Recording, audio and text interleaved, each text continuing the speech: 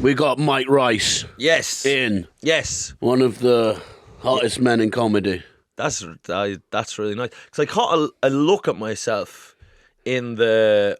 Is it a mirror? No, it's not. It's a TV. That's a TV, But, yeah. but something was... There was a camera on and it was up there and I was like, I just look... I thought I looked scruffy and Really? tired. You feel scruffy? Yeah. Why? What have you been up to? Well, I'm on this medication. Oh, God. What is it? Huh? What is it? Escitalopram. Have you heard of this? No, it's Escitalopram, yeah. What's Escitalopram's antidepressant. This yeah. is Escitalopram is like Escitalopram 2.0. So it's even for double depression. It's yeah, you're an even sadder cunt. Yeah. No, it's like meant to be an upgrade of it. So I had been on Escitalopram before. Okay. And I was like, it's a good crack and everything. But then someone said this Escitalopram, that's really going to get you fucking juiced up. I was like, well, that'll make you happy. That'll make you really happy, brother. And then I was like, right, but he said the doctors don't want to give you Escitalopram because they're fucking, it's more expensive. So they'll try pawn off Escitalopram on you. But you say, hey, no, I'm worth something here. I want the good stuff. I want the good stuff, you fucking weasel. Give me the good stuff. Is it working? It is, yeah, kind of. I took sertraline. Yeah. That was shit. Well, it just made me, that and other things made me fat, but that's when I started really gaining weight. Yeah. With sertraline. Right. And now, I used to just be unhappy. Now I'm fat and unhappy. Fat and unhappy. Yeah, it's worse. Well, it compounds the whole thing. It makes, because you go, oh. At least when you're skinny and unhappy, you have a glance in the mirror and think, yeah, look all right. Yeah. Not bad. Fat and unhappy. You deserve to be unhappy. That's right. Because you're fat. Because you're a big, fat, worthless toad. I mean, that's just the rules. Yeah. But so this stuff then, the Escitalopram, what's doing is just makes me, I'm just sleepy all the time. I'm knackered. Yeah. I'm fucking knackered. Do you find if you stop when I stopped taking sertraline, you just get these electric shocks? Yeah. It's horrible. The brain What's zaps. that about? Well, I think what it's about is that what these SSRIs are a mental thing to be taken that's fucking with your brain chemistry. Yeah. And so then when you come off them and you're getting brain zaps, that's just kind of a sign that this is mental. Yeah, it's not. You shouldn't be doing this at all. Because even like drink doesn't do that. Well, I suppose people get booze withdrawals when they've been partying a little too. Yeah. Partying's probably not the right word anymore when you're getting that, is it? it's not a party when your kid's crying and you're drinking vodka behind the toilet. No, it's not like, I always find that funny when people go, I partied way too much. You go, was it at what point is it not partying? Yeah. That's not the word you use anymore. No, because when I think of partying, and this hasn't aged well, but back as a younger man, I would have thought of like, P. Diddy and Ashton Kutcher and all these that's people. a party. They're out, you're meeting loads of people and stuff. It hasn't aged well, but P. Diddy was still partying.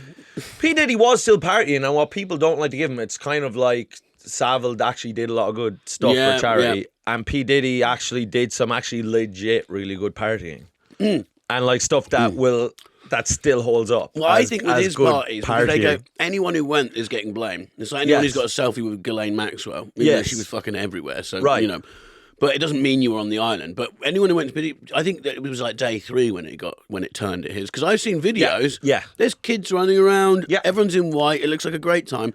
Yeah. I think if you stayed, I think there was a secret room that you could accidentally walk into, and then you're in trouble. That's right. And I think there was rooms where he was, I believe, alleged, like where he'd have like sex with like Meek Mills, the rapper Meek Mills. He's had a rough. There was a Meek Mill room. And then where he had a rap battle with Drake and lost badly. He lost badly, which is kind of humiliating. Yeah, because like Drake at the time was just like singing about crying in the shower. Yeah, he's a corny. You know, he was a pop star. Yeah, he was. Whereas Meek Mill's from the streets of Philadelphia should have won that. He should have won that. He got absolutely fucking murked. Yeah, and next thing he turns around, what the hell? And Diddy has his flute up his arse. Yeah, Diddy's got flute up his arse. Things have gone from bad to worse. Yeah, and there's that video of him. He lost a tennis game to Diddy, and he made him bunny hop. Did you see that? No. And there's another bit where he's in the pool and Diddy's splashing him. So it's all like these are all being.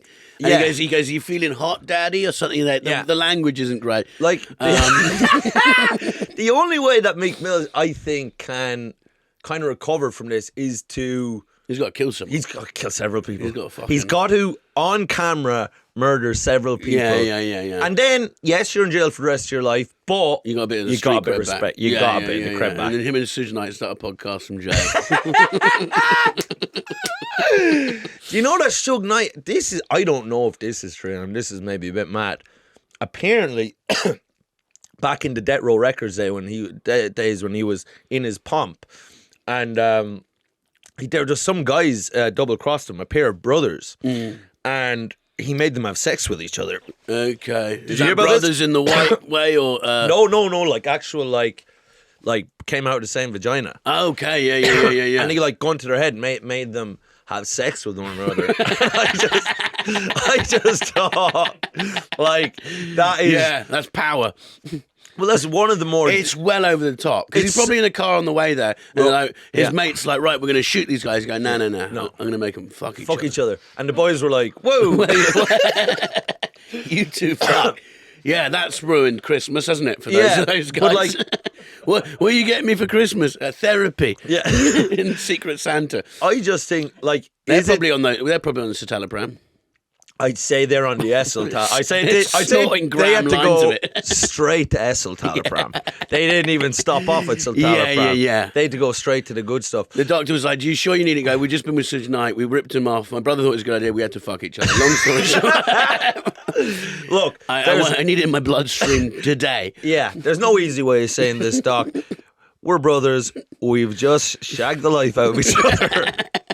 And we feel like there's going to be a few issues popping up down the line. Mentally. And we're going to need to just fucking numb this whole operation out. Yeah.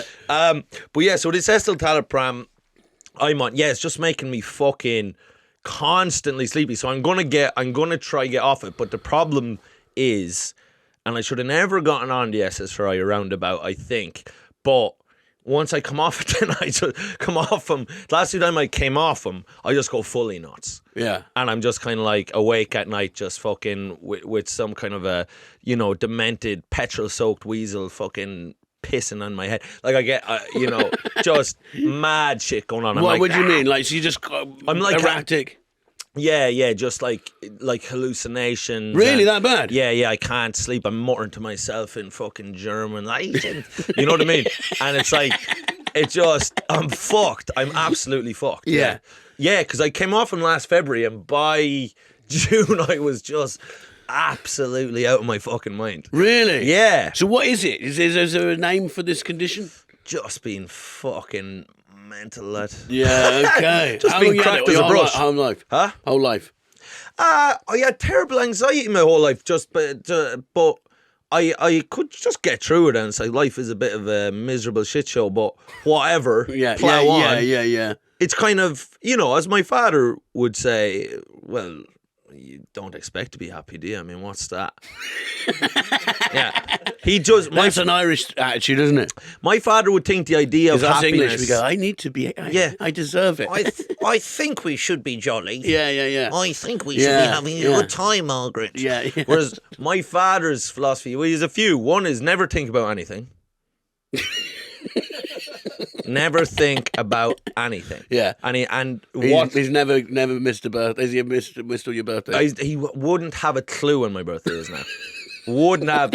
And you know what? He would think about anything. And honestly, he would think if he met someone who knew their son's birthday, he would think that's stupid. Really? And childish, yeah. He would think that's childish. He said recently he's never had any interest in children.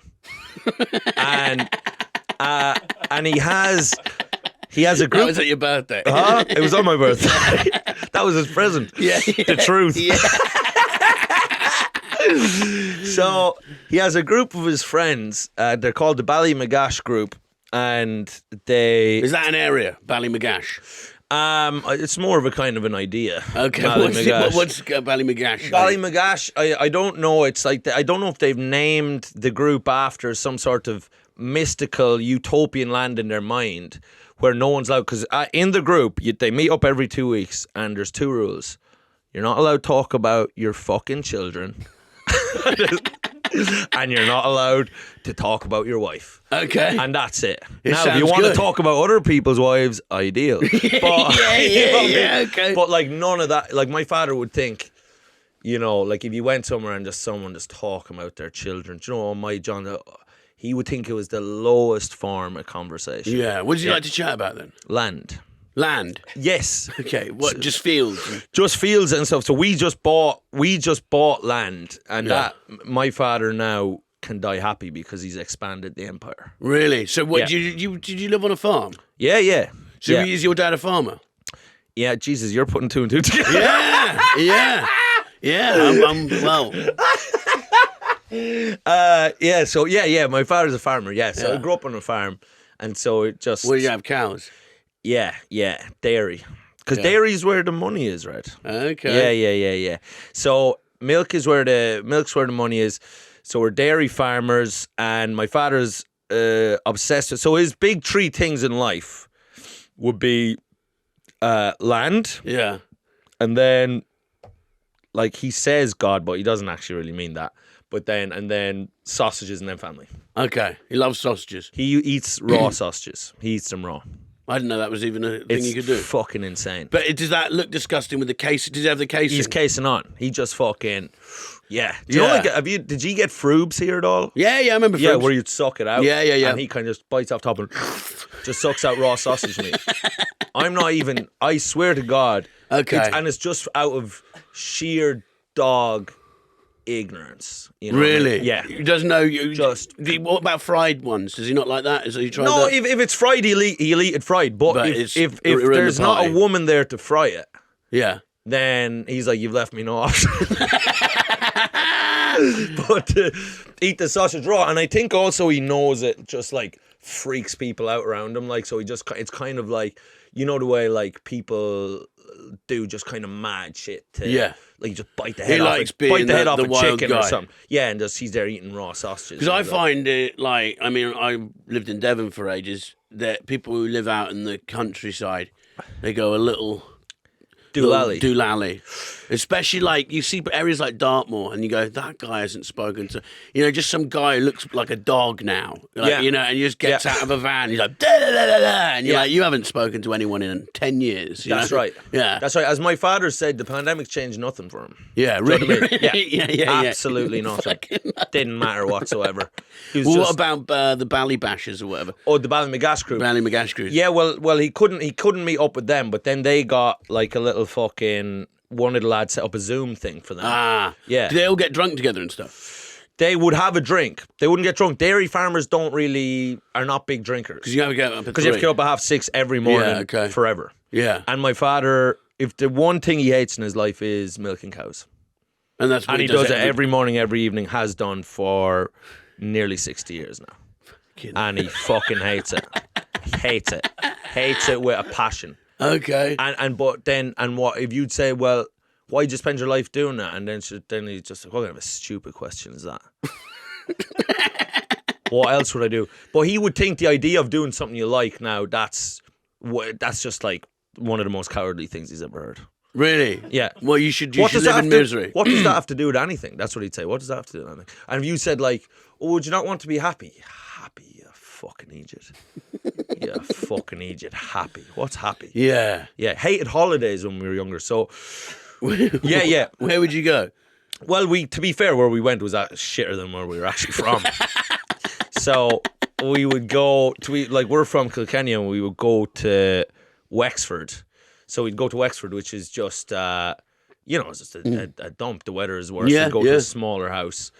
And people just who didn't have a tooth between 10 of them, like just fucking. And then so what my father do? But there'd be a beach there. Yeah. What, you're just pissing it down? Huh? Pissing it down. Yeah, pissing it down. You go down. There's just heroin needles on the beach. And, do you know what I mean? Well, we would, we just started smoking and stuff. Yeah, we did. So that was fun.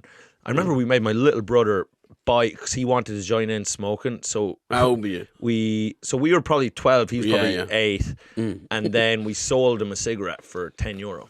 one cigarette. And then So he was 8. And they smoked. Not only did you give him a cigarette, you sold it to him. We sold it to him. We took at 10 times. 10 euro, which 100 was times the market value. 100 times the market value. And this was when I knew I was the next Alan Sugar. Yeah. After this interaction. Yeah, okay.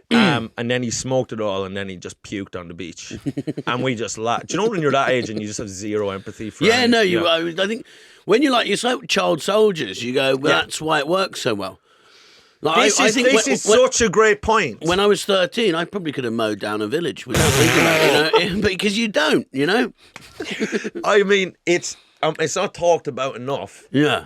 But that is when you are truly at, your most warlord-esque. Of course. It's when you're most likely to be an effective instrument of war. And so people are like, child soldiers. Well, no, what you should be saying is perfect soldiers. Yeah.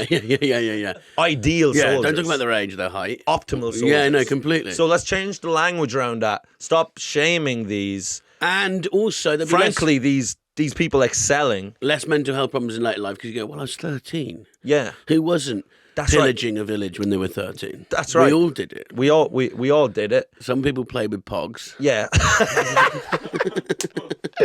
But I like when I was that age, I was such a cruel little man. I was a dick, bad, yeah. Horrible. But then I just got school bus was, that, yeah. But I would just I got punched in the face so many times. I did as well, yeah. Yeah, just kind of forced me. I remember getting hit in the face and people go, oh, so you got your comeuppance. No, I'm exactly, it's probably worse than I was I've been emboldened by that. Yeah. Because he's hit me in the face. Guess what? I'm still here, baby. Yeah. I'm dropping the N-word again. Yeah.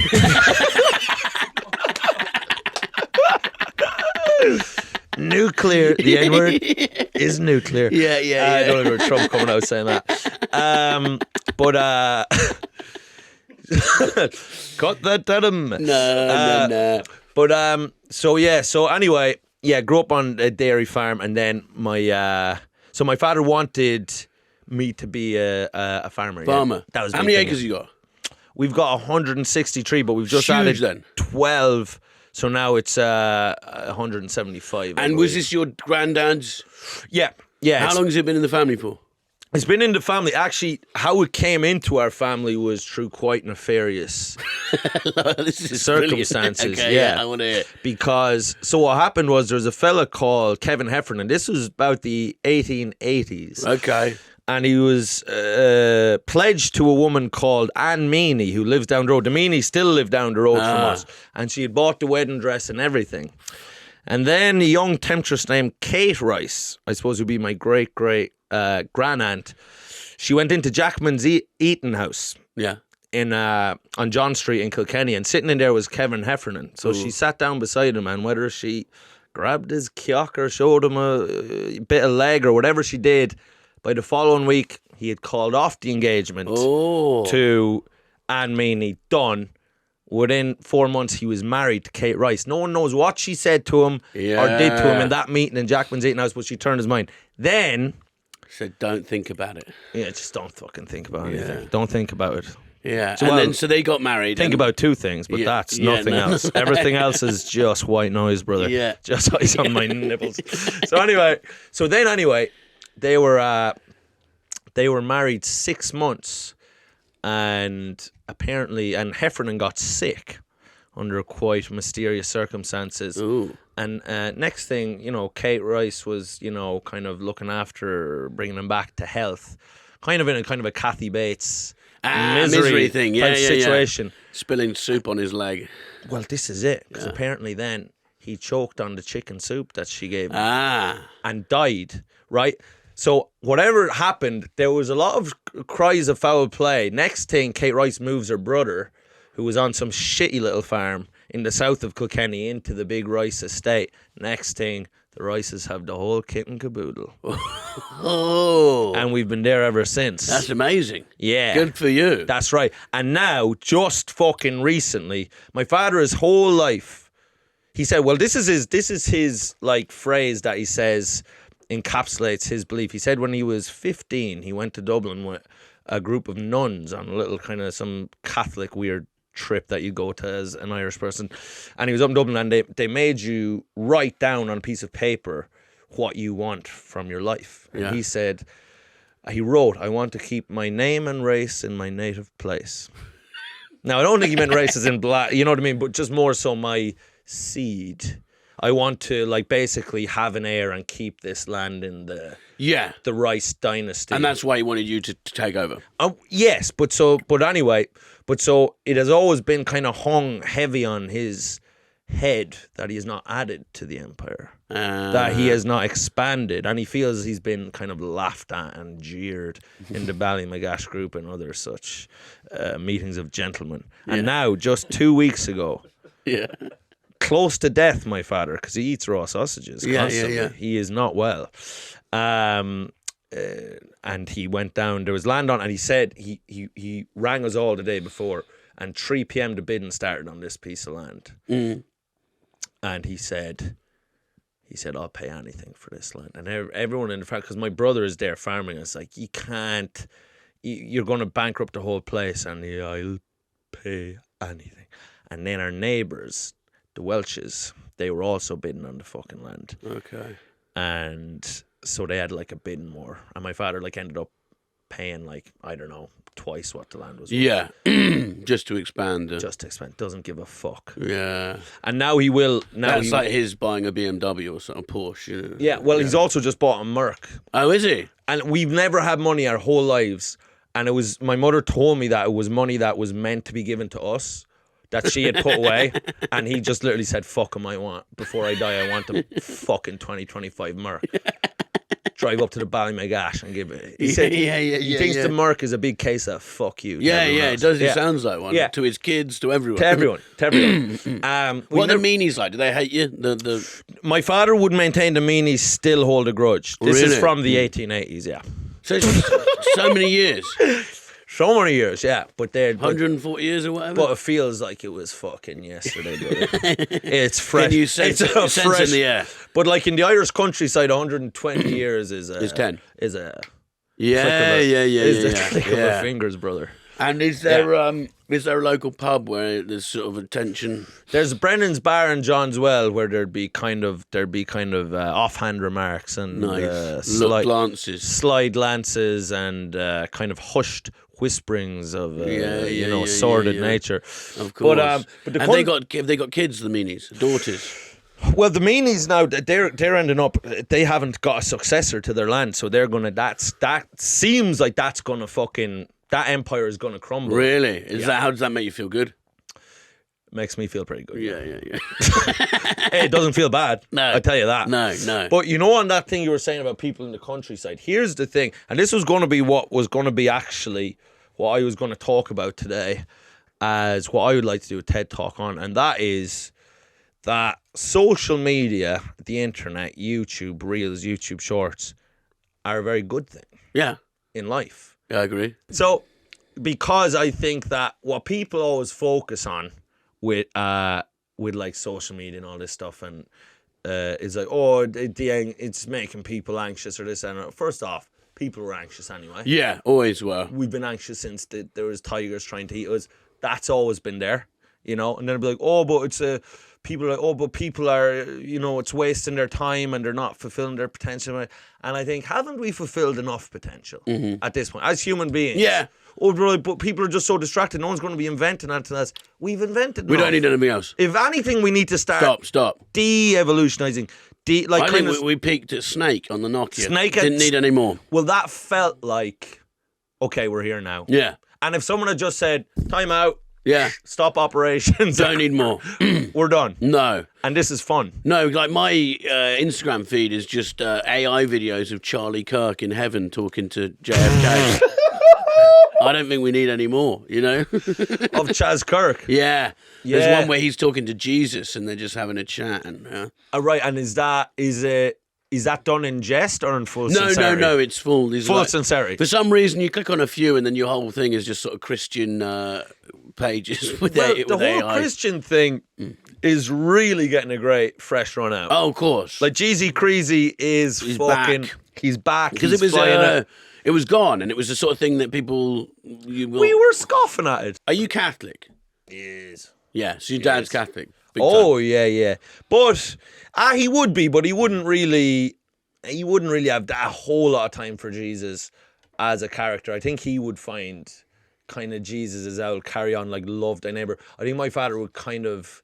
My father once said that he went to a wedding of people that we know, and then at the wedding, like he was like, oh, the father got up and he was saying how much he loved his children. And he said, to be honest, it put me off to dinner.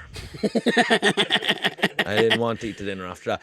And you got brothers? What is you got sisters or brothers? 3 brothers. 3 brothers. Yeah, including you. Yes. Okay. No, there's 4 of us altogether. Okay, 4 of you altogether. Yeah. Okay. Yeah. All boys. Yeah. Again, which my father thinks is down to his because I think he thinks when we were conceived, he was like, boy. Yeah. And then he wanted boys. Oh yeah, he would think he's quite a Chinese attitude towards women. Honestly, he tells stories about a neighbor of ours, and he says, "Oh, Teddy Bryant now, and she had 4 daughters, and absolute and complete disaster." Disaster, nice. yeah. That to him is almost like that's a horror story. Yeah. Okay. Yeah. So, and are any of them farmers? Yeah, my little brother James he's running the show now. How old is he? He is now 32.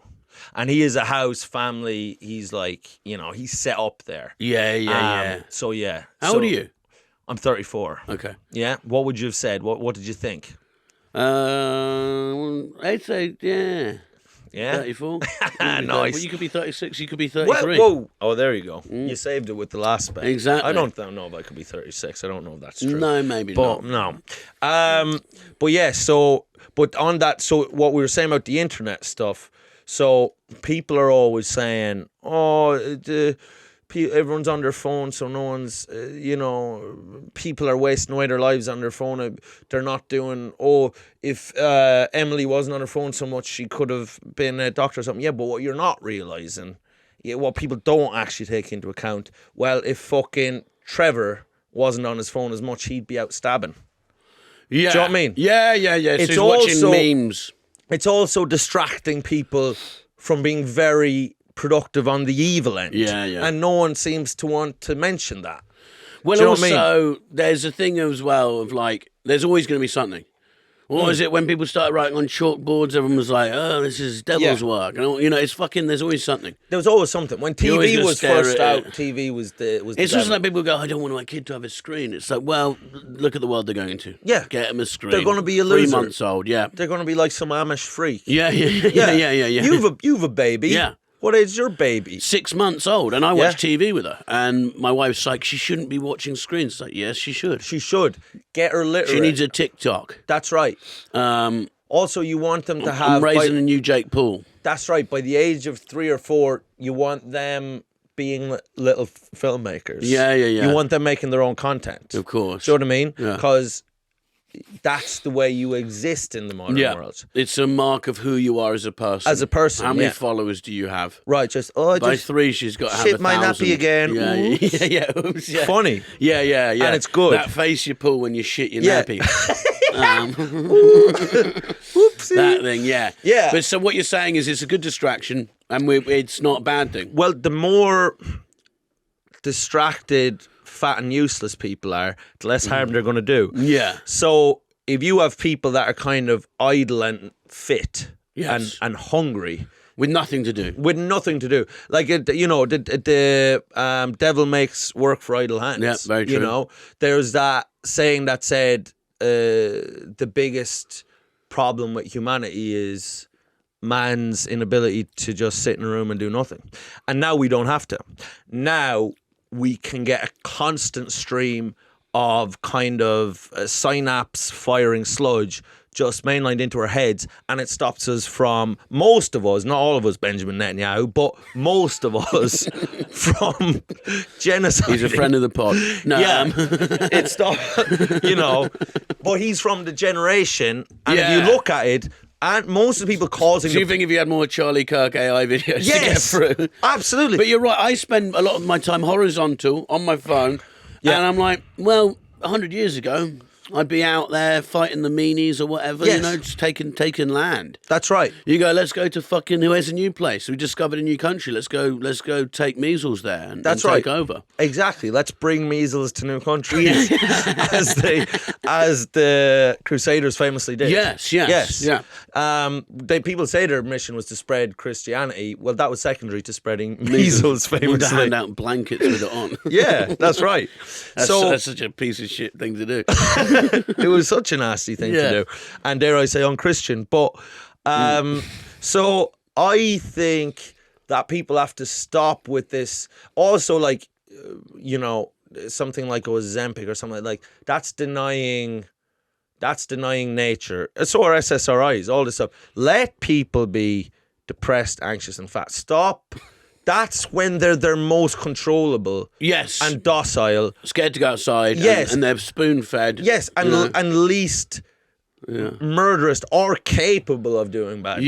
Yeah. So, if anything, we need to kind of up screen time, kind of just eat the foods you like Carbs, the taste of. Salt, more salt, more salt and sugar. Eat the foods you like the taste of. Not it's just, I think people have everything all wrong and they don't, and it's just, and that's what I would like. You should be scared to go outside your door. Yes. Because you spend all day inside watching videos of what happens to people outside. Right. Your phone's getting robbed. Yes. Twitter, you go on Twitter, there's a snuff movie. If you notice, Twitter's now, I don't use it anymore. It's now like, you just be scrolling on. It used to be like David Baddiel having an argument about anti-Semitism with fucking Owen Jones or something. Now it's just a guy getting hit by a car. Yes, and that's why I've just gotten into Twitter, and I'm really starting to like what's going on in there. But like Elon Musk bought it and just made it his own personal, like. He did, and you know what? He did it for the boys. It's a lot of stuff for the lads. People getting hit by things. There's I was on there. This is one of the last times I used it. And it used to be like some fucking comedian doing like a pithy one-liner. Yeah. and then I was on it, and it was just this guy comes into a shop in America. It's a cafe. Yeah. Diner, and he holds it up with a gun. And this guy, you just see him pull out, and they even circle the gun coming out of his back pocket. And he just goes up behind him, and he just goes, bang, shoots him in the back. The guy falls over. He goes up to his head, point blank, shoots him in the head. Yeah. And I was like, this is fucking horrific, because I know the guy's sticking the place up, but he might have a starving autistic brother at home. We don't know. Yeah. Fact is, it was horrific to watch. The comments, which I always check, and they were like, fuck around, find out. Yeah. And you're like, this is where we're at now. Yeah. Everyone's just fine. I mean, the Charlie Kirk thing, I was at Top Secret, and one of the people who worked there went, watch this. And you saw it, and you're like, I shouldn't be able to see this. No. I will watch it, and I'll watch it again. But... But I won't like it any of the 12 times I watched it. No. And each time you'll get a stern fucking head shake from me. Yeah. No, you're right. And I think what I've been getting a lot of now is kind of people doing parkour stuff, but very, very dangerous parkour stuff. Yeah, that's good. From like a height. And then I was like, oh, this is good. But then they'll live, in them. Yeah. And then I said, oh, okay. Well, there could probably be... It's a gateway. You know what I mean? And because you're going to see someone hurt their ankle, and then you're going to go, that was fun. You're going to need more. And then you just... So then you're getting it, and you're like, they're up really high, and you get... Cause I'm afraid of heights, so I get... I'm terrified. Yeah. That's why I love Mission Impossible movies. The crew's just, hanging off the, back of the 9/11 plane or whatever. Yeah. Just... Stop it! Stop it! Stop! You're better than this. Yeah. Oh fuck. Yeah. Then the parkour stuff, and it's people doing, and they're barely surviving, and then people are, it's like, whoa. And then it starts showing you ones where, he actually, and then it just falls off to his death, and you're like, whoa. Yeah. That wasn't that. I know Instagram's doing it, but I was on Instagram the other day, and they said a guy tried to take a photo of the group he was mountaineering with, and so he's on. It's not like it's not steep drop. It's a sort of curve. Yes, but it's a mountain, and he goes to take a photo. He unleashes himself from a harness, and they're all in a group attached to each other. And he goes to do this, and he just rolls backwards, and he just starts rolling, and they all go, oh, yeah, and he can't stop himself. Yes. And I was like, why didn't you just grab on? One of the comments said, the reason he can't grab on is because there's this much snow, an inch of snow, and it's just solid ice underneath, so you're fucked. Right. And he just rolls off the side. And I didn't know that was going to happen because usually the video's on there, it's a comedy reel or something, and then suddenly you go, we got to give us a bit of warning. It's Twitter now. You go on there, you're getting it. Yeah, but it should, Yeah. Well, what they should do is, yes, it's like slowly bring it up into like, okay, this one he makes it. This one, spinal injury there. Probably never walk again. Yeah, this one you can seriously brain damage, gone. He's not even there really. And then if I've liked that, if I have liked the one where he is now not able to talk anymore, and he's just like... he's probably ready for the and then it's just like, right, slip in. If you've liked it, you commented it on That's right. And then it's like... So you've watched it 8 times at 4 a.m. Yeah. You're ready for the next league. Slip in death then. Yeah. And then it's like, this guy I feel can handle death. Well, they used to be, it was snuff movies, but now they're just Insta content. Right. Because do they care? I don't know. Probably not what happens as long as people stay on the sites. Yeah, well, I think that... did you watch The Social Dilemma? Did you watch that movie? What, the Social Network? No. That's what, The Social Dilemma, no. So The Social Dilemma is a movie by all, like... So in it is, like, the guys who, like, invented the like button. Yeah. And like, then, like, some other guy who, like, invented... just being a big stupid cunt, but these guys who like invented all the little things, you know what I mean, like the share thing and the story and all this, and like they're all being interviewed, and they're like, oh no, that was, I'm really ashamed I did that, and no, I don't let my children on any of those sites. They're like, they're designed, and then it goes through like these people who are like go through exactly how they fucking like ignite the dopamine things in your brain, and then like so every time you look at a picture, anything, they are recording the time that you, so it's like they'll be like 7 seconds spent on the tits of Sydney Sweeney, and then it's just like then just feed Red more tits, more tits for Red, you know. But so they're logging the exact time, the exact where your eye goes, like, because they've like, they can't like just that's so where your eye's drawn to, and then obviously they're designing everything to just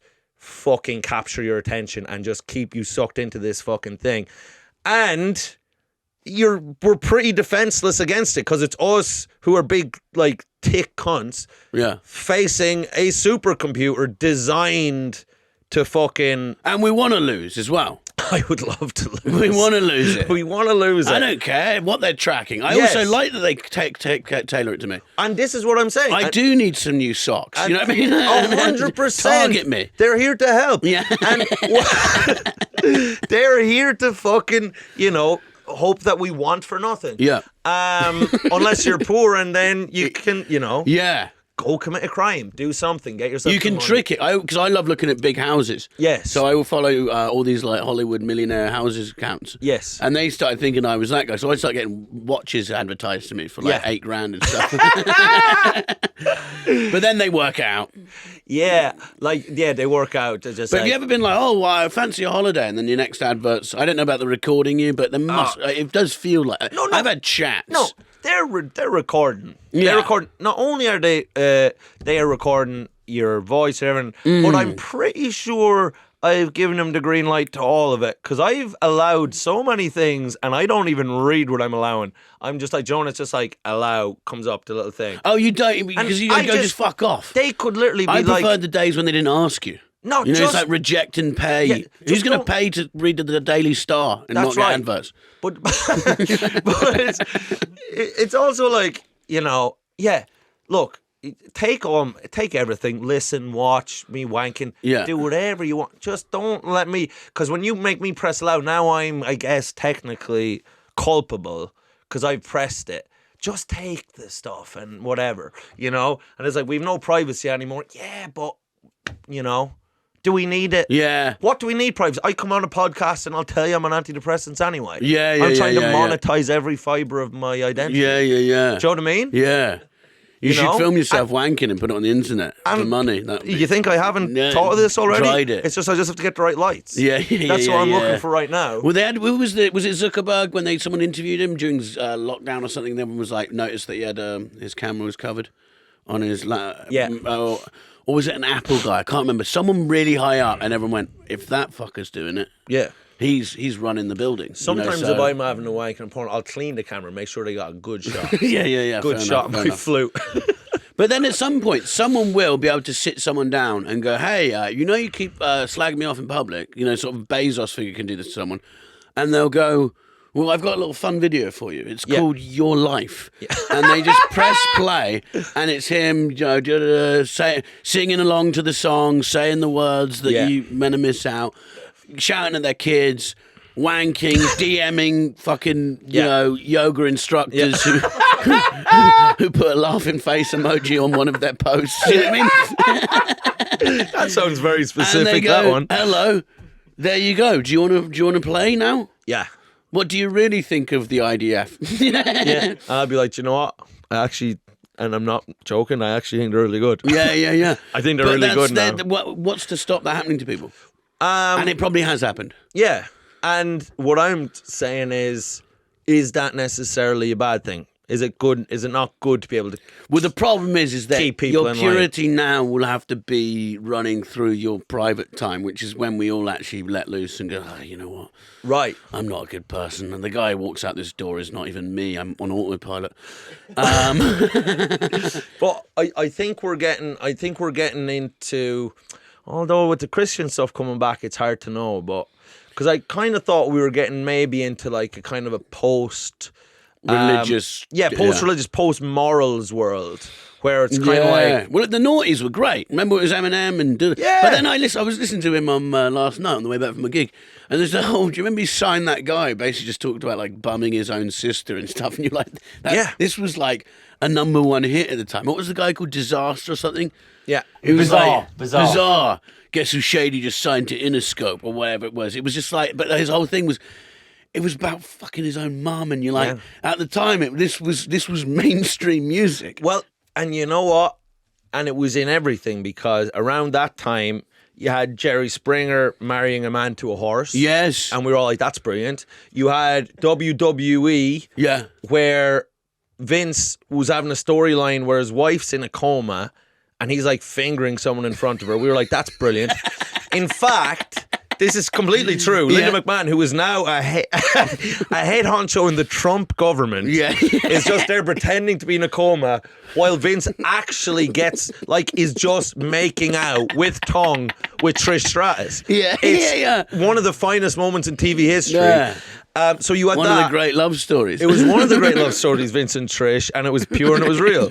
But Vince had one storyline that was a night where he wanted a storyline where he shags his own daughter Stephanie, and she's pregnant with his child, and he thought this is going to be great. People are going to love it, and then it's good for business. And then Stephanie was like, no. Yeah. Why? It's going to be funny. It's going to be funny. Yeah. But that was the level. That was the fact that made it into a boardroom. That was a whisker away from getting approved. WWE is for children, really. Well, I mean, but you know what's funny is and people. I remember at the time, because my mother. We didn't have the chance for wrestling, but when I was in my friend's house, I could watch it. Yeah. And I just genuinely thought this was the greatest TV that's ever been produced. Yeah. It had everything. Yeah. You had people getting fucked up, you had tits, you had scandal. Yeah. You know, The Rock was being funny. The videos that you see now, that come up on Instagram from it, was so fucking funny. I mean, have you seen the videos when they go, if wrestling's fake, explain this? Do you see the snake charmer guy? And he's like, the guy's moving around like that. It's just fucking ridiculous. Yeah. I loved all the matches where they'd put the barbed wire around the chairs. And the screen would go black when they hit him. Yeah. You're like, you can't see it. That's right. Because it didn't happen. But it was great. But the drama of it was amazing. The drama of it was amazing. The characters were amazing. The kind of sleazy, filthy, sexual nature of it was. And I did really know, and Vince McMahon is probably one of the more evil men that's ever taken part in entertainment. And he played this character of Mr. McMahon. I come in, and I think that was probably a dialed-down version of the real Vince. That's funny. He was worse. You can't be yourself. Yeah. His facial expression was always great. When someone would be like, "Stone Cold," yeah. He's like shocked. You're like, mate, you wrote the script. He wrote the script. Yeah.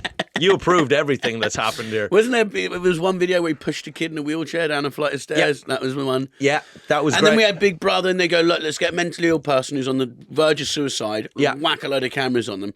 Yeah. And then we'll whack them on a TV show where a load of comics will spend a week with a team of writers writing mean jokes about them, and then we'll trash them on TV.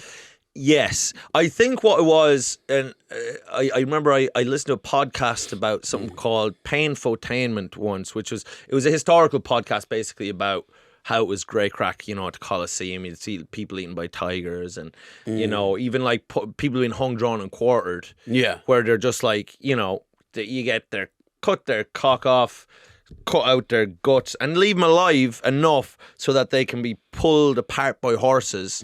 Like just their limbs, and people would be like taking dates to this. Yeah, like Mary, hurry up, we'll miss the cock, the cock's everything. Yeah. And the thing is, we will, as people. I mean, and I guess that's why you need regulation and stuff because that was the Coldplay concert of the day. Yeah, that was. You go along, and there was probably the CEO hugging his assistant, and you while the lions eat someone's throat.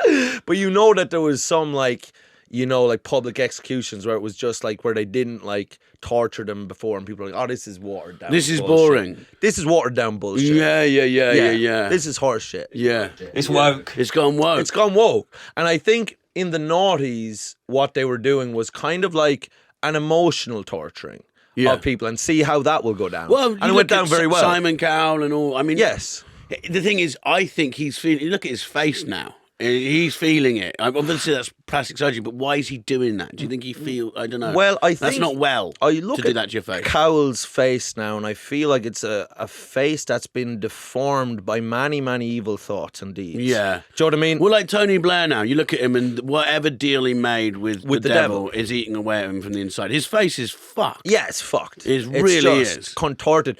Like when I see Cowell, I think, his outsides are now looking like his insides. Yes. Do you know what I mean? Like it's the kind Calm of podcast is no longer working. You know what I mean? Yeah. Like, yeah.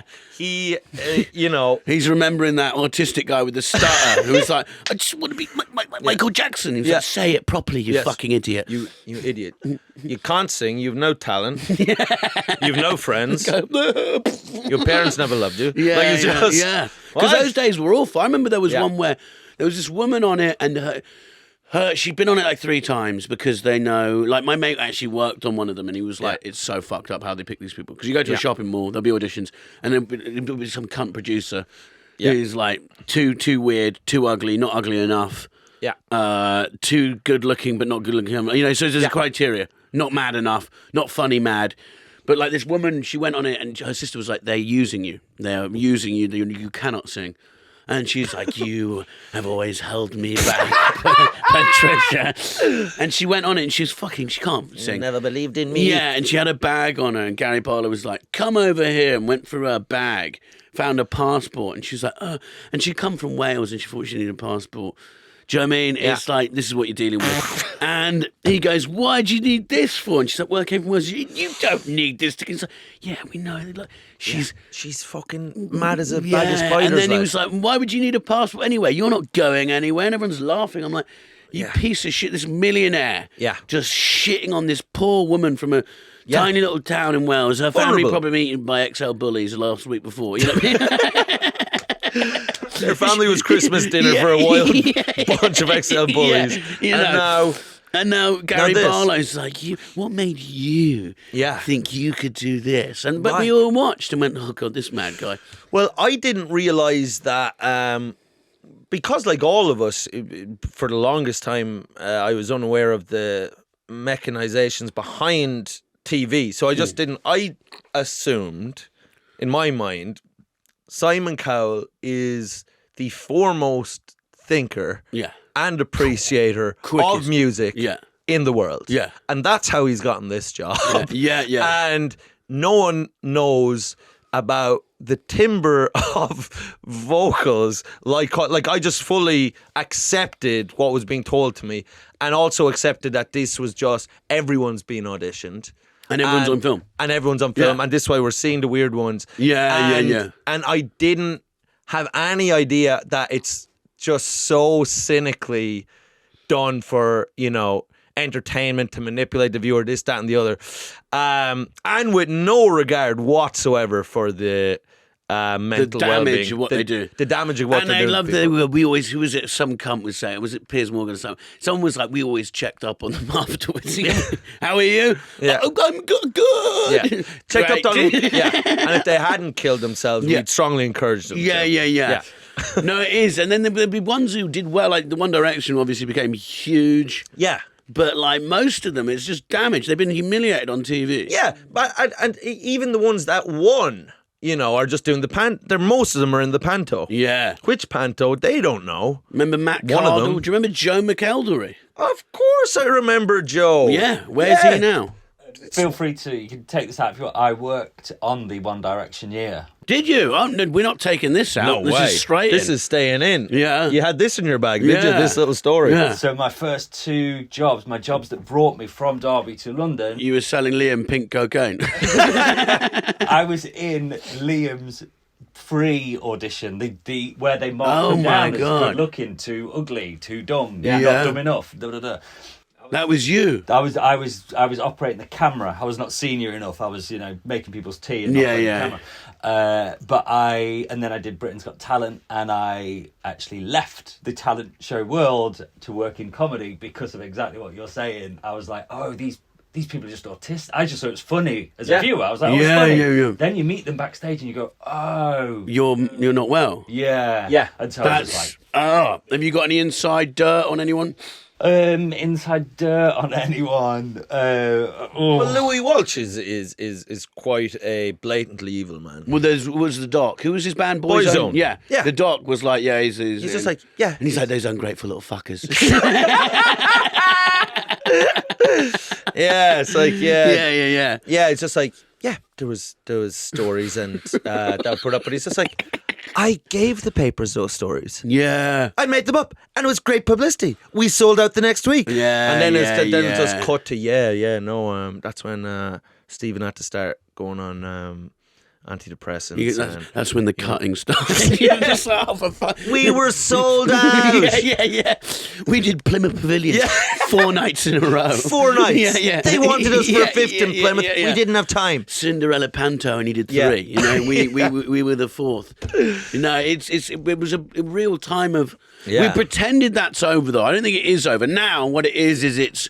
Yeah. The fucking Hawk Tour girl, or it's you know, that little fat Rizzler kid, Erica Kirk. Oh, yeah. You know, but there's always, or it's a pissed off white guy in a car who accidentally gets in a road rage accident and says a few words. We all know what and then he's famous for a week. I remember there's a guy who he had a cafe called Feast, I think it was called, and he got filmed calling a woman a cunt. Yeah. He ruined his business. He was in a road rage thing, and he's just like, because that's the new one now. Yeah. But they're out. But that was less. I don't know. I don't think it was. Those people, unfortunately, were caught on camera. These people were driven to that. Yeah. And then if you really think about it, we're probably an extension of it.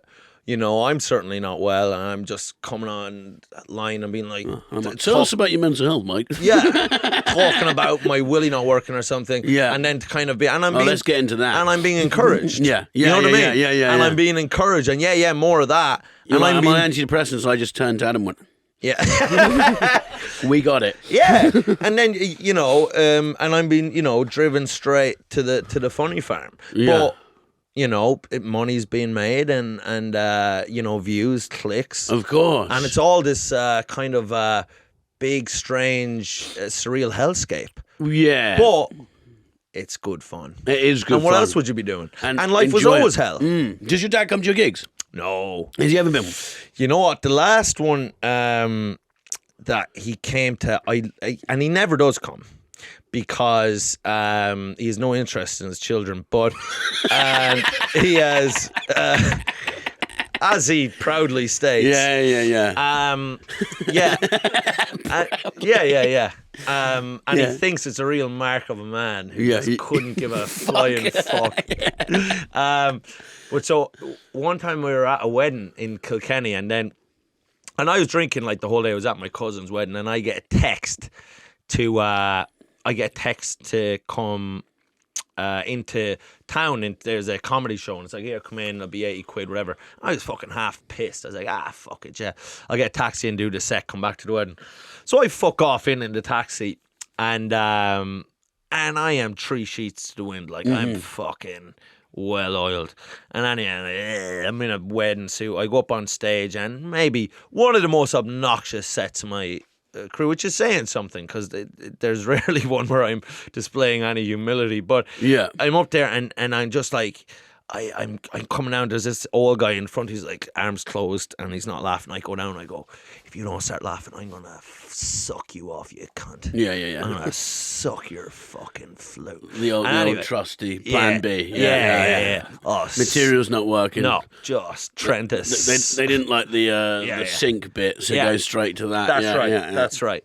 My 7-minute sync routine was going down to Swanee, pull the parachute. I will suck you off, brother.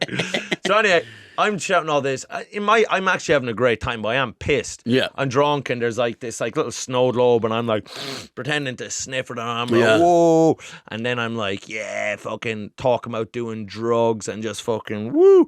And anyway, I end the set, and I'm coming off. I'm like fucking. I like go over to the outlet that I was threatening to suck off, who just like hates me. I'm just like kissing him on his head, and he's like, "Meh, just assault," and you know what I mean, just straight assault. And then I'm like going down. I'm feeling great, and then I kind of come to the end of the room, bottom of the room, and I just see my father standing. No. Yeah. And my father is never. And he goes, "That was brilliant." Never again. Why don't you do that every time? I much prefer that to the sync stuff. I'm glad you abandoned that sync routine. What did he say then? What? So then my father's just going like this, and I was furious. And he was beside my father was my friend Martin Angolo and Ger Stondon, 2 of my friends. I know him. Yeah. And they're 2 of probably the 2 biggest sneers in the country of Ireland. Like, if anything bad happens, you do not want them. Because they love it. He's the guy, whenever I do the Dublin Comedy Festival, everyone goes, hang out with him and you get to go to that bar late. Yeah. What's it called? Whelan's. Whelan's, yeah. Yeah, well, Martin is probably in Whelan's right now. If I'm being honest. Yeah. Like, Martin is out till... It's 2 o'clock on Thursday. Yeah, that's right. Yeah. He's there. He's often there till 6 or 7 in the morning. Yeah. He's one of the booziest Susies that's ever been, but he's never drunk. Like, he could drink... Yeah, he always seems fine. And he's always in a good mood. And he's not fine. tired. And he's always in a good mood. Yeah. He's been good up for you, Martin. So every time you meet him, he's been up till 7 the day before, probably. And he's not hungover. He is not worse for wear. He's happy as a clam, and he's ready to do it again. And he's happy to do it again. And I have a real appreciation for boozers who are not kind of bogged down by the negatives of booze. No, and it's a great way of being. I'm not like that, unfortunately. No, but me neither. What I should be like is, well, you did it. Shut up. You know, and you're not going to change. Yeah. It's always like, well, you order a soup and you're like, oh, this is me now. I've got a soup. At the bar. Lads are getting, I'm just going to have a soup. I'm going to have a soup. And it's not you. And you may as well. The other day I was thinking, because I woke up with the fear and anxiety and but you're you, and you're going to fucking do it again. Yeah. Do you know what I mean? Yeah. In 3 weeks, you won't remember this one because you would have embarrassed yourself 8 other ways. Right. So get over it. Yeah. So, but unfortunately, I can't. Yeah. I can't either. I'm like, I just can't help but wallow in self-pity and misery. Yeah, same. Whereas, then indulge again. And then, and then you're, I'm so awful. And also, you actually kind of go, maybe everyone wasn't thinking about me. That's right. Because in my head... Yeah. It's a movie, and I'm the lead bar. And that's right. No one's watching that film. No one gives a Even toss. when you're opening up to someone, you're like, I overshared about all this last night. Yeah. They were probably going, I cannot wait till this cunt stop talking. I haven't listened to him for the last 5 minutes. Don't know when. I could have told him everything. Yeah. Then like, look, I'm secretly gay. Da, da, da, da, da. Yeah, yeah. And they go, I shouldn't have killed her. Shouldn't have killed her. She was lippy. Yes, but that's not a murderable offense. It got out of hand. One thing led to another. I was trying to make her stop screaming. Yeah, but it's she wouldn't shut up. Yeah, but then you go, actually, no one's listening to you. No one gives a flying fuck. No, and the guy that you thought that you're confiding in, like you're saying that you're just like, told him about what I did with that sausage dog, and then and he's there, and his jaws are. He can't wait to tell you about this sitcom idea. Yeah, the fucking yeah. That is the sitcom idea about where you're in a world where rape is good. You know what I mean? That's his idea, and then he tells you this. It's the only way to save the planet. Turns out it helps the environment. Yeah. So. You have to realize no one's listening to anyone. It's all just hot air into the void. He's written a film called To Me, the opposite of Me Too. Hollywood producers have to insult everyone, otherwise the world's going to end. Well, so what I love is like Jamie Hutchinson's another guy who's like this. Yeah, Martin Angolo's like he's great. Jamie Hutchinson. Hutchinson's amazing. I mean, he's incredible. I heard his tour. He was saying I saw a clip of him on Have a Word, and he was like, "I've just blown all the money in a month or something." Yeah, he doesn't give a fuck. No, doesn't give a fuck. Yeah. I'm gambling. And he's delighted because it's funny. And he was so funny. In another clip I saw of him, he was talking about, he was like, I was doing too much coke, gambling and boozing. And he goes, I quit the coke because I couldn't do all three. And he goes, I'd rather have the cake than the cherry. You know? I can live without the cherry, but I can't live without the cake. Well, it's funny is like his girlfriend's like, you have to quit one. Like gambling, boozing and coke. And then he's like, fuck's sake. He's great, man. He's fun. He's so funny. People like him, we love it because they live how we wish we could. Well, and he's uninhibited by shame or like it. From what I can see now, obviously you could. We don't know. We don't know. But like, but it's in like if you talk to him, he's just like, yeah, fucking love drinking. I fucking love it. It's just like, and it's like, dude, would you not quit because it's good for? It's just like. What? It's just like, what do you mean? It's fucking great. Great. He drinks like every day, doesn't he? I think he'd have a few maybe most days, but his whole thing is just like it's fucking brilliant. Great. I love it. And he's smashing it. I'm smashing it. And I saw him talking to the guy. There's a podcast with him. Tony. Yeah, Tony. Yeah. It was actually Bobby Mayer was on their podcast, and he was like, "Have you guys?" Because Bobby's quit drinking, and they're like, "Oh yeah." Tony went, I did 5 days once. It was just That's a Monday to a Friday. Yeah. I love those guys. It's great. Well, I just love that kind of thing of just like, and it's almost this, you know. I remember like I was. I met them before I was doing their podcast for the Green Room podcast, and like Jamie came down and he's just like, we're in a pub and he's like, what are you drinking then? And then I was just like, actually I'm not drinking, I'm off it at the minute, because I'll go periods where I just go off it because I'm just going, you know, my head is just fucking about to explode with the spiders in it, and then I'm like, I just go off it and just explode and just not just run everywhere. 1,000 spiders and they will disappear. You don't know where they're gone, but they're in the room. Oh, they're watching. Yeah. And so then I was just like, no, I want to fight, but I'll have like if David Guinness here, and he's just like, mate, he's like, I'm not buying you that. And I was just like, and he just goes, mate, he goes, I'm not buying that, and he just goes, I can't. And then I was just like, he's like, if you're getting that, get that yourself. And then I was just like, fair enough. And I love that level of. Some people could call it a toxic attitude, but I just think it's just. I just think that's a very fun person to be. Yeah. No, I won't actually. And it's weird because people have really. I was drinking with a guy recently, and we had 3 pints together, and then he ordered a 0. Yeah. And but was going to carry on drinking the night again. Yeah. But I just thought, who after 3 pints has any self-control? That's right. That's when I'm saying yes to coke. Yes. You know what I mean? Why are you on the 0? Now he can offer me anything. Yeah. I almost didn't trust him after it because I went, Yeah. What's going on there?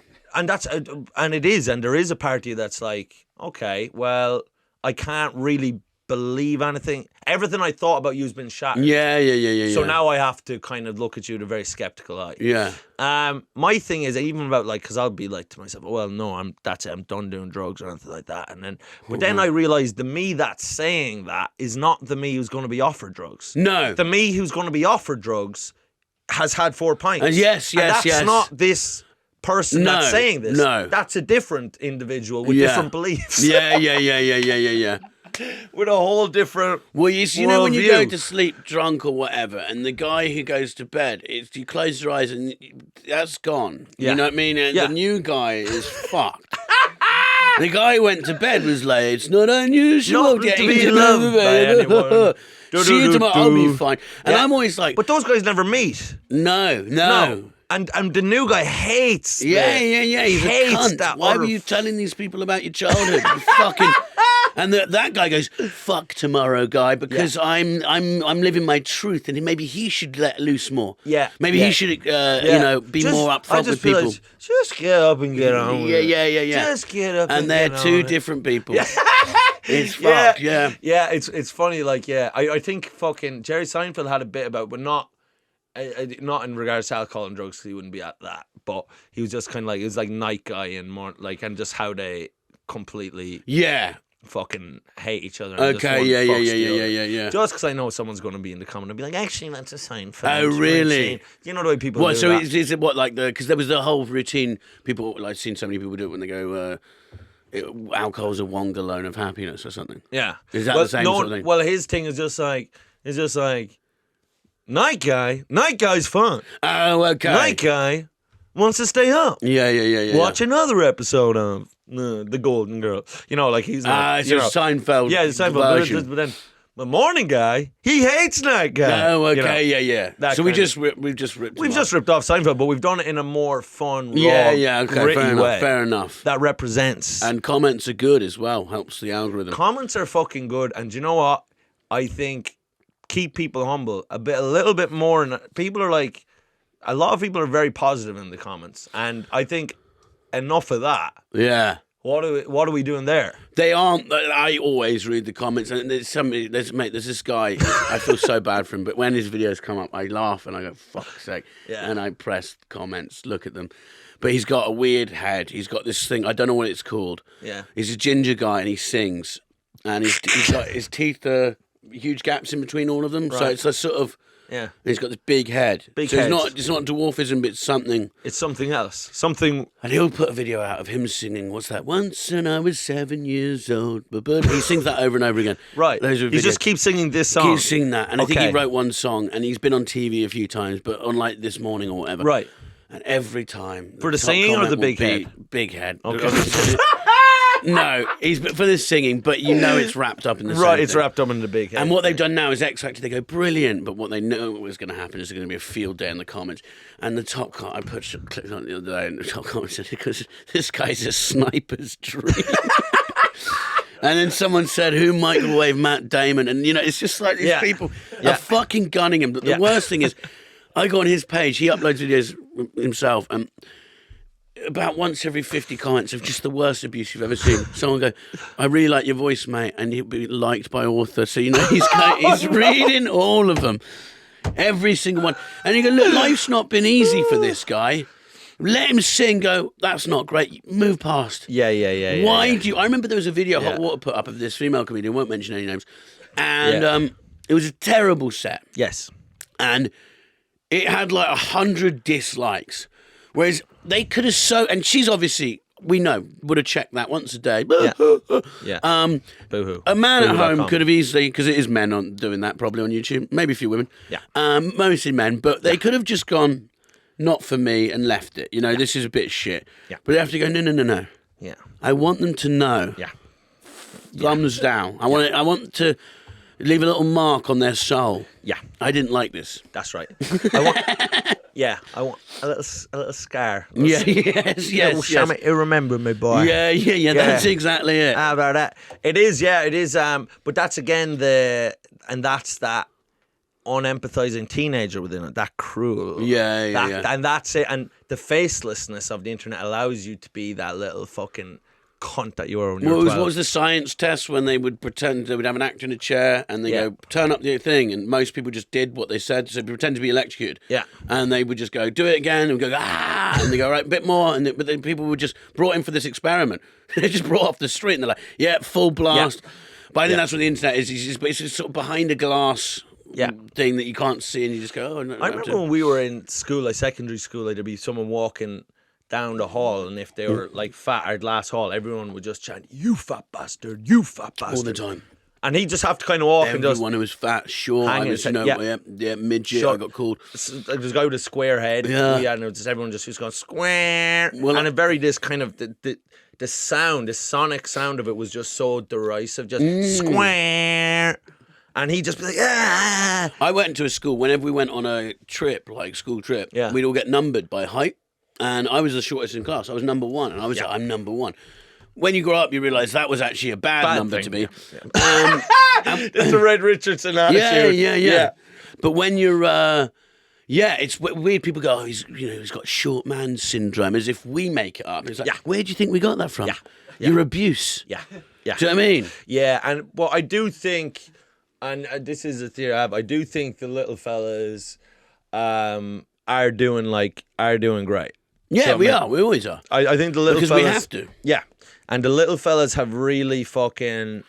We ever seen a tall person who just walk around like, because they don't have to think. They haven't had to think. They're fucking stupid. They are stupid. And the little lads have ran rings around, like even capitalism laws, all this stuff is just hijinks from the little fella to create... I swear to God, it's all hijinks from the little fellas just to stop big fellas just taking their stuff. Yeah. And so they've created... Alarms, locks. Yeah, locks. Alarms, locks, religions... Guns was one of the worst things to ever happen, big fellas. Yes, yeah. And who was it invented by? Gunpowder? The Chinese little fellas. Yeah, okay. Of course.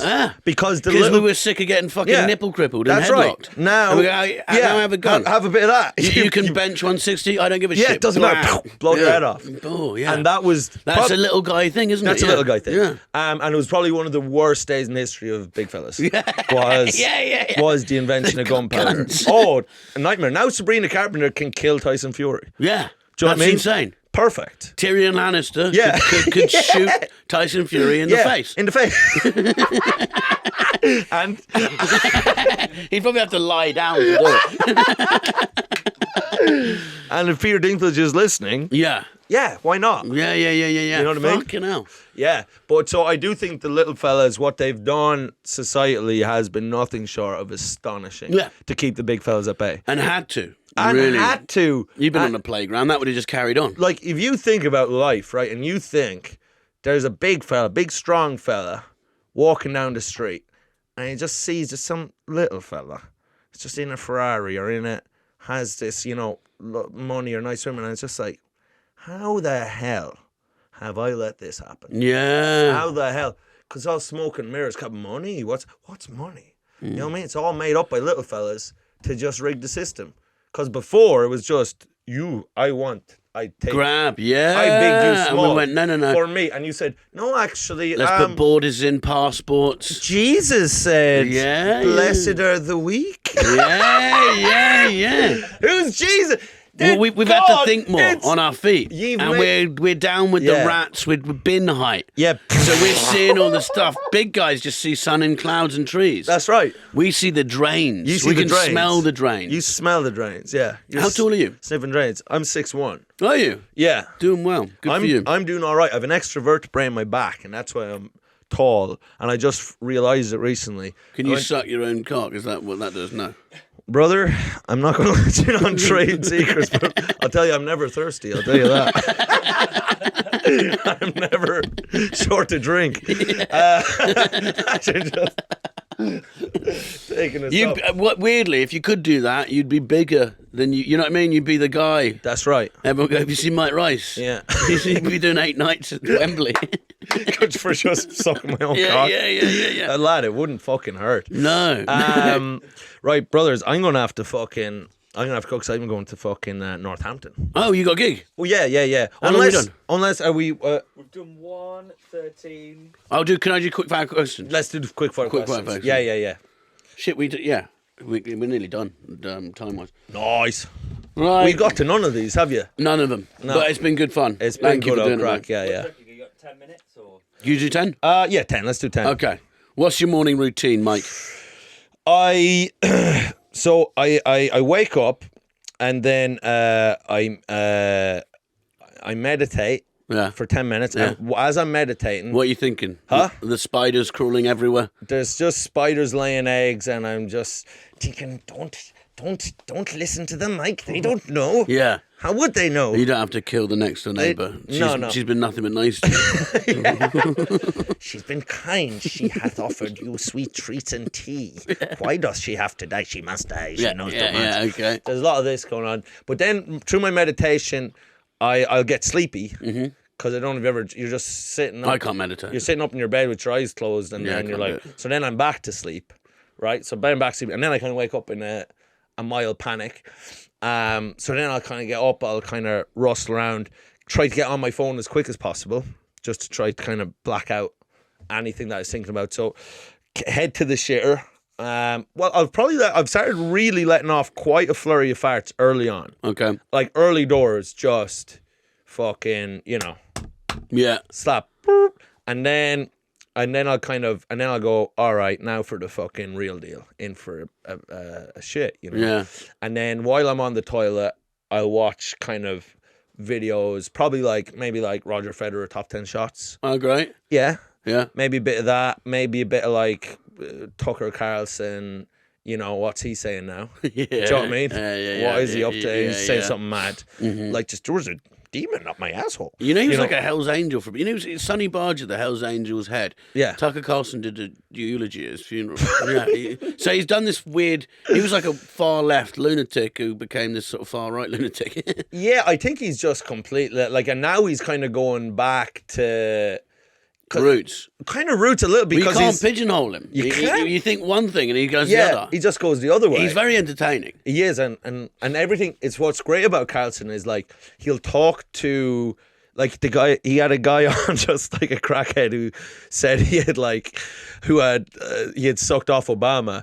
Oh, that was so good. And Carlson talked to him for a second. And Carlson talked to him like he was speaking with Carl Jung. Yeah. He was speaking with Friedrich Nietzsche. He was just like, oh really? Because and he was like, yeah, I sucked his cock till he blew. And hasn't this guy been to prison for perjury? Yeah. You know what I mean? Like he's a complete fucking liar. And he's like, he blew his Obama jizz all up my mouth. It was. And then Tucker will go, wow. Because we don't hear about that in the mainstream media. They don't tell us about that. Yeah. So he's talking to him like he had Conor McGregor at this point is just like the Tasmanian devil. Like just it's not a human being there anymore. McGregor hates water. He's just completely deranged. Drug-addled. His head is so red. It looks like it's on. Yeah, it's big as well. You think, I have spiders in my head. This guy, tarantulas in this cunt's head. So, and he's just there and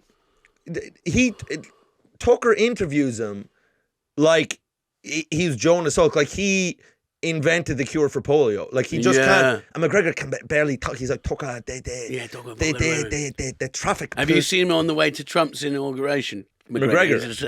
He's on a coach with Jake Paul and and he's just like, and he's just like, this is I remember I can't remember what you were saying to Logan Paul is the two of you. The two of you. I'll fight the two of you. It won't even be my main job, it'll be my side job. And then Logan Paul is just like, you don't have a job. Yeah, you don't why and also you haven't slept for 3 days. You haven't slept for 3 days, brother.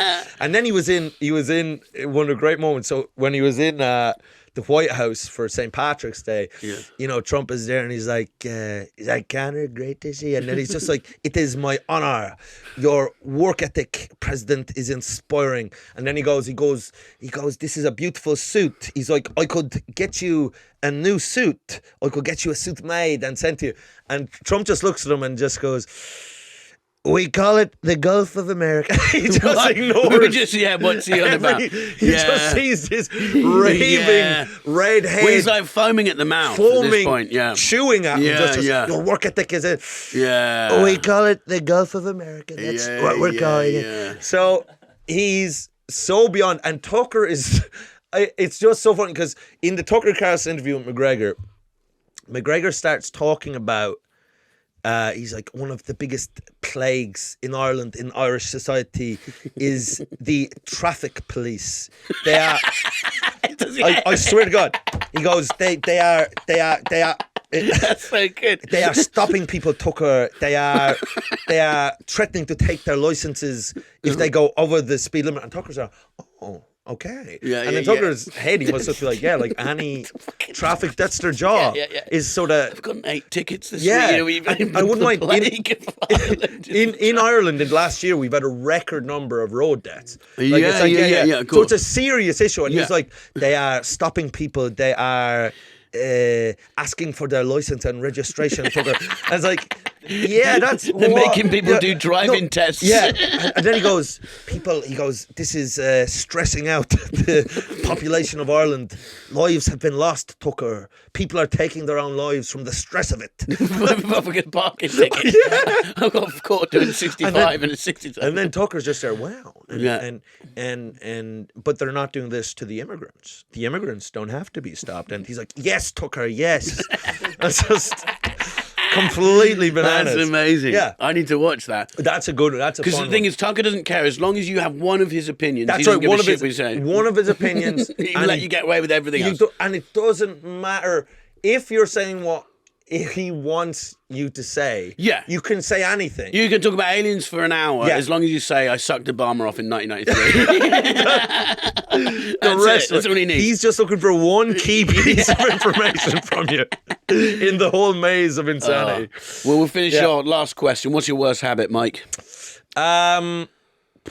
Probably sticking chewing gum places. I think Have you done it on this table? No. Did you used to do it under tables at school? Yeah, and no, the worst. So you guys are the worst because I will often daydream. Yeah. And I don't know what I'm doing. I start fiddling with something, and I fiddle with it for like 5 minutes. I go, it's fucking chewing gum. Yeah. And that was you. You've been fiddling with your spit and chew and chew. No, it's one of those like things that's sometimes I'll think to myself, you tell yourself you're a good person and these kind of things, and then you kind of examine some of your more scummy traits as a human being. Yeah. And then you kind of, and I look at my chewing, because I chew a lot of gum. Now I'll swallow half it, and then I'll throw a lot of it in the bin, but 1 out of 20 gums is just getting stuck somewhere. Yeah. Because I just don't feel like swallowing. And you do it at home? No, I won't do it. Who do you live with? I live with an Irish musician named Lisa Canny. Okay. A ginger Irish musician. She's a great woman, and she kind of she lives on the top floor of the house and kind of runs it. Okay, From there. Yeah. She tells us what's what, and we just do as she says. Oh, right. Yeah, and she plays the harp. Oh, nice. Yeah. So that's better than being a DJ above or something. 100%. Exactly. Harp's a nice instrument. It's very melodic. Yeah. It's melodic house. So that's one of my scummier traits. I spit a lot. That's another really bad habit I have. Which walking down the street spit. I used to do that when I was a teenager, but I don't anymore because I'm an adult now. And you've grown out of it. Also, I'm not a footballer like they do it. And you get it with them because they're running around everywhere. 100%. But I do spit quite a bit. I feel like I've trained my mouth to generate a lot of saliva with the amount of spitting I've done. So now I produce an unmanageable amount of saliva that I have to get rid of through the medium of spit. Yeah, okay. Do you know what I mean? Yeah. And so I've kind of, also like I've trained for example, I've spoilt my arse. So like every time what have you done to it? Well, what I've done is I've just trained it in a very kind of bad way. So like every time I have any kind of an urge for shit, I will go to a bathroom and take it. Yeah. And now my arse has been spoiled, so it's like Jaden Smith. Yeah. It throws it is. It's like a Nepo baby. Yeah. But so my arse now will throw a fit if I don't kind of like kowtow to its demands. Yeah. You know what I mean? Yeah. So now if I don't, like, I'm like, no, actually, we don't have time to go for shit now. My arse is like, I'm like, right, we'll go then. It's like a baby screaming. Do you know what I mean? You need to be stricter on your arsehole and stop spitting so much. And the chewing gum. And the chewing gum. I do think they're truly, I'm quite a dirtbag in some ways like that. But then I'm a nice person in other ways. Yeah. But we all contain multitudes. I think you're a good guy. Do you know what I mean? I think I'm all right. Yeah. You're one of my favourite proteges. So thanks for coming on the pod. Well, people just don't, very quickly before I go, Red did give me a very key piece of advice when we were doing the Paddy Power Festival in Ireland, and I was about to go on stage, and of course I was fretting and thinking, well, how in God's name? Who am I? Why am I here? Why am I here? I could see it from what a have distance. I gotten myself into? And Red, like a truffle pig, could smell. He could sense the despair. Self-doubt. Yeah, and the self-doubt. Yeah. It was pungent to you, I would think. The stank. Because you wouldn't, it's like synesthesia where people like see, you see self-doubt. Yeah. It's visual to you. So he came over and he gave me 2 great pieces of advice. Number 1, be yourself. Number 2, give 110%. Yep. And ever since you gave me those pieces of advice, I've yet to have a good gig. No, I've never. To be honest, that was a joke. Not one time have I faltered in life since getting that advice. No. Everything has just gone from strength to strength. Yep. And that's why I started this podcast. And that's what it says, to spread that message. I want to just help you. I want to help the world. And then sway an election in 8 years. And so, if anyone's ever wondering to themselves or feels kind of, what should I do next? What? Who am I? What's going on? Ask yourself two important questions. Am I being myself right now? Number 2, am I giving 110%? And if the answer to one of those questions is no, you found your problem. Thank you very much, Mike Rice. Thank you. Cheers, mate. Goodbye.